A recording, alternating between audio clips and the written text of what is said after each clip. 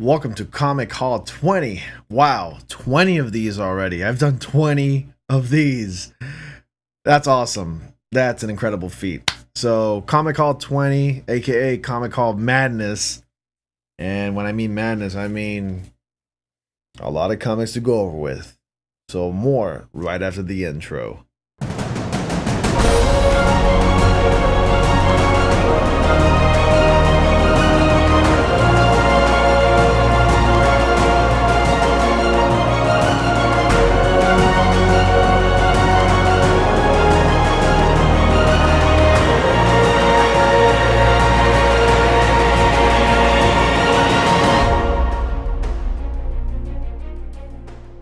Hey guys, welcome to News to Astonish, where we discuss comics, movies, games, and more, and welcome to a brand new episode of Comic Haul. And I got some goodies to share with you. A lot of my favorite, my knuckles just cracked, it's in the microphone. A lot of my favorite comic books are in this Comic Haul episode, and I want to go over with you right now. I'm very excited, especially for the first one I'm about to share with you, and that is The Amazing Spider-Man Go Down Swinging Part 1. Beautiful comic. It's the amazing, incredible, creepy return of the Green Goblin. And it's a beautiful, beautiful cover. I'm loving the Amazing Spider-Man cover art for these comics for the current run because the incredible, the legendary Alex Ross is drawing them. And I love how he draws them, and I've repeated myself several times about his work. Alex Ross is the best artist out there when it comes to like drawing comic book covers. So yeah, here it is. Incredibly hard to find, by the way, so if you have a comic shop near you, be sure to be a subscriber. I'm pretty sure they will hold comics for you. And also, a wink wink, they buy the comics for you so they can hold it for you to buy it from them. So don't be a douche and decide not to buy them after they held it for you and they spent their own money. So yeah. Okay, coming at number 2. I finally completed my collection of Back in Black of the Amazing Spider-Man. This is 542. This is not the last one, of course. This is the Amazing Spider-Man 542. He finally confronts the Kingpin in this comic, makes him a lot completely embarrasses him and beats his ass in prison in front of everybody else, unmasked, because this takes place right after the events of the Civil War comics. The world knows who Peter Parker is. So it's like, you know what? I'll just kick your ass as Peter Parker, as the man, not Spider-Man. And really good comic, one of the most darkest moments ever. And I'm pretty sure Spider-Man's committed multiple felonies, which brings me to my next comic, Back in Black, The Amazing Spider-Man 543. The conclusion. It's right before the One More Day comic book. And of course that dreadful Brand New Day comic book, and which is unfortunately and stupidly canon in the Spider-Man comics. But yeah, this is like the last like comic that ended up on a good note. And because of one's death, you know, a particular character's death in this comic, a deal had to be struck with the devil, but that's another comic haul for another day. So yeah. This is the conclusion of that series, and Spider-Man ended up committing 9 felonies, and totally became a criminal that day. So pick up this comic, pick up this entire series. It's a great read. It's a great story arc. It's really dark, and one of Peter Parker's / Spider-Man's most brutal moments ever in Spider-Man comic book history. And I was just talking about Civil War. I do have Civil War, but only in the graphic novel version. So I decided to pick up the individual versions. Particularly Amazing Spider-Man. This is Frontline Civil War. And I just love his expression, Peter Parker's expression in his comic cover. I mean, look at it.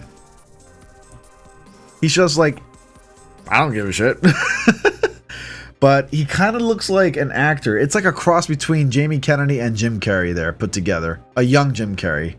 It's just amazing how they drew Peter Parker. It's like it's based off of the real Spider-Man.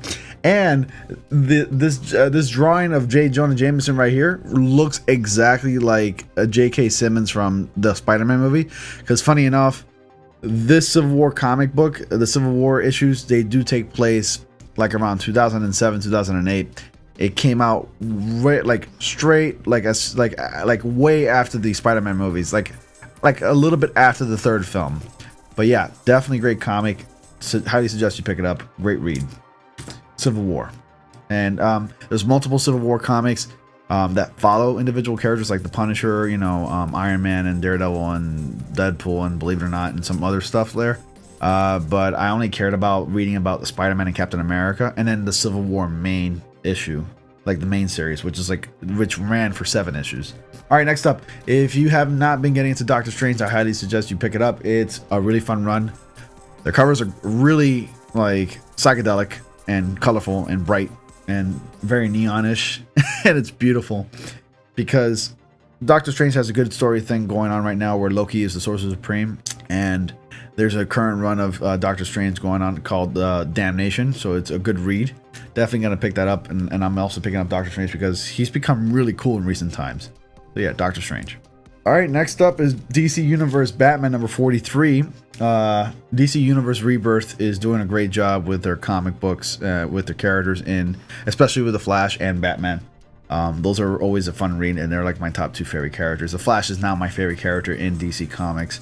But yeah, even Batman's really cool. So definitely pick this up if you are reading DC Comics. DC Comics seems to be doing a really good job with their comic books. Marvel has improved with their Marvel Legacy comic book runs, and it's just amazing what they're doing right now. So definitely pick this up. All right, next up, Daredevil number 312, The Man Without Fear. What can I say? I'm a Daredevil fan. I love reading Daredevil. I've collected a lot of Daredevil comic books, especially the Frank Miller run. Excuse me. And Frank Miller really made Daredevil really popular, and it made Daredevil sell so well back in the day. It's a really fun and true fact, actually, because Daredevil wasn't really selling so well until Frank Miller helmed like the run for the comic books, until he started writing and drawing and everything for, you know, Marvel comics, and for specifically for Daredevil, because Daredevil kind of brought this edgy, gritty tone to it, to their comics, when Marvel was like at the beginning, when they were first called Image Comics, not Image Comics, I'm sorry, Timely Comics, excuse me, pardon my mistake. Image Comics is an entirely another comic company. They were called Timely Comics, but like they were changed to Marvel like in the early 60s, late 50s, I want to say. And back in the day, it was intended that Marvel intended to have their comics sold and, you know, to kids. That was their demographic. Their demographic was children, and these comic books were for children. But who would have thought that these comics would become very mature, and, you know, and they were intended for like teenagers plus. But that's why Frank Miller helmed the project, because people love that gritty, graphic, edgy, realistic tone to comic books that kind of brings these characters to life and kind of shows that realism into their comics. So that's why Daredevil is the way it is, and that's why he is the way he is in his own Netflix series. Usually brutal and darker than your usual, typical superhero character. So yeah, Daredevil. Collect them if you haven't done so already. And here's another one, Daredevil number 268. I got it for the comic cover. I have not read this comic in particular, so go ahead and pick it up. It's just got Daredevil holding a noose, and it's really cool. All right, next up, one of my most highly anticipated comics that I've been waiting for, and that's my dog barking, is, Doomsday Clock. I've been waiting for this comic to come out, and it's about damn time it took so long. This is Doomsday Clock number 4. Just look at that cover. It's so beautiful. I mean, how could you not have fun with Doomsday Clock comic books right now? If you read Doomsday Clock comics, it's like watching a movie, frame by frame. That's how detailed it is. And as you progress through every panel in these comics, the frames, like, more frames starts to get added onto the pages. It's like seeing these characters in motion. It's that gorgeous. And since I'm a subscriber there, and I'm also like comically insane, I guess you can say, because I've picked up 2 of these bad boys. One of the variants being that cover of A Stack of Pancakes with Syrup. Same issue, variant edition. And I picked it up for 2 reasons. 1, I'm a collector, duh. And 2, I know variants like this will be incredibly hard to find, and they will be expensive in the future. Maybe jacked up to $25, maybe jacked up to $30, maybe even $50. Who knows? That's why I got these variants. Definitely pick up Doomsday Clock. Haven't read it yet, but I'm about to right after this comic haul. So, yeah, may do a review. Up next, it's another series that I'm very excited about. It is canon to the Amazing Spider-Man universe. This is Spectacular Spider-Man. Peter Parker Spectacular Spider-Man number 302. I've been having a lot of fun with that series as well. Spectacular Spider-Man, the difference between the Amazing and Spectacular is that in Spectacular Spider-Man, it really focuses and centers on Peter Parker and his social life and his superhero friends and family and everything like that. That's what Spectacular Spider-Man is. It focuses on those events and those aspects of Peter Parker's life. The Amazing is also canon to this. So this is kind of like a side story events that occur between the events of the Amazing. So Spectacular Spider-Man is great if you want to go ahead and, like, I guess, get involved in Peter Parker's social life and family life and everything like that. Read Spectacular Spider-Man's awesome. Next up is Jessica Jones. Apparently, this is Jessica Jones number 18. The Big Goodbye, Marvel Legacy. So I said earlier, I think in one of my earlier videos, I mentioned that Jessica Jones was going to conclude, like the comic series was going to conclude. That doesn't seem to be the case anymore. I hear that it's going to be continued, just on a different writer. But I hope Bendis is still going to be part of this because he created this character, and Jessica Jones is great. It's like one of the most darkest, edgiest parts of, like, edgiest corners of the Marvel comic book universe. And Jessica Jones is right there along with Daredevil, just a little bit more adult themed and more mature. So definitely read Jessica Jones because the last comic book was amazing. I'm gonna have to spoil it, but the Purple Man died. He just walked out of a building and just collapsed from his wounds and just died from his injuries. So it's a great read. Pick up Jessica Jones. It's very serious. So, all right, next up, I mentioned Doctor Strange earlier in this comic haul, and I should have put these comics on top. But this is Damnation number 1, Doctor Strange Damnation Part 1. And I have not read this yet. I have no idea what it is, but I think I have an idea what it is. I can only imagine that's the devil himself from Marvel Comics, and that's Doctor Strange. And I know that Ghost Rider and Iron Fist are involved in some way, in some manner. I don't have part 2, but I was goddamn lucky to find part 1 because this shit is hard to find. I've been looking for it for the past few weeks. And what do you know? I walk into the comic store that I usually go to, and there's one sitting there. Just one. And it's a first print. Picked it up right away. I'm like, yeah, I'll take it. All right, next up is Doctor Strange Damnation number 3. Haven't read it, like I said, because I'm getting there. I'm reading a lot of comics right now. But this, I don't have any idea what it is, but it looks like Doctor Strange and Ghost Rider's taking the mantle of Doctor Strange for a bit in this comic. So more on that later.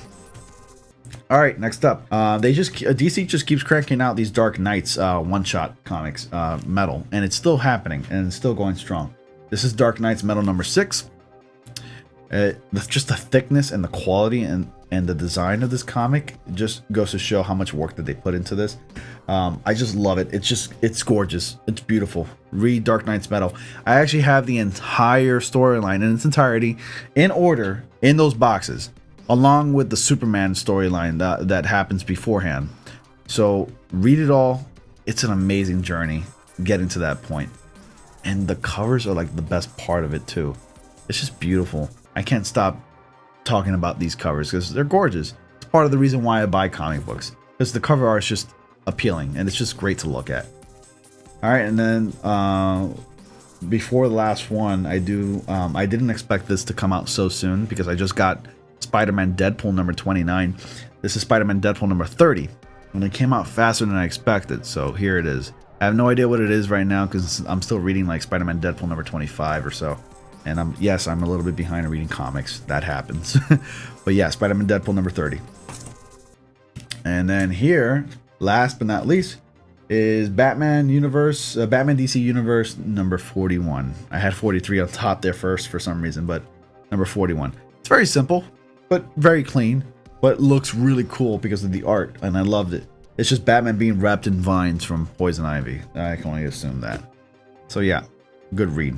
Definitely buy DC Universe comics because they are doing fantastic. And the best aspects are the DC Comics are all aspects: the writing, the art, the level of detail. Everything is just so good. I just love the way comics are being drawn these days for all of our superhero characters. But I have some of my favorite artists, and then I have some of my least favorite artists. But my top favorite artists of all time are, you know, Alex Ross, Dan Slott, and Todd McFarlane. And Todd McFarlane is one of my top 3 favorites. And who else? I can't remember right now. I'm drawing a blank. But yeah, those are my favorite artists right now. So yeah, that was my incredibly madness of a comic haul right there. What did you guys think of it? Did you enjoy it? Please let me know in the comment section below. Did you pick up any comics? Are you guys any comic book readers? Do I have any comic book readers in my fan base or in my community or whatever? Please let me know if you are reading any comics. Please be sure to like this video, share this video if you want to, please. That I would greatly appreciate it. Subscribe for more, and I will see you all in the next comic panel.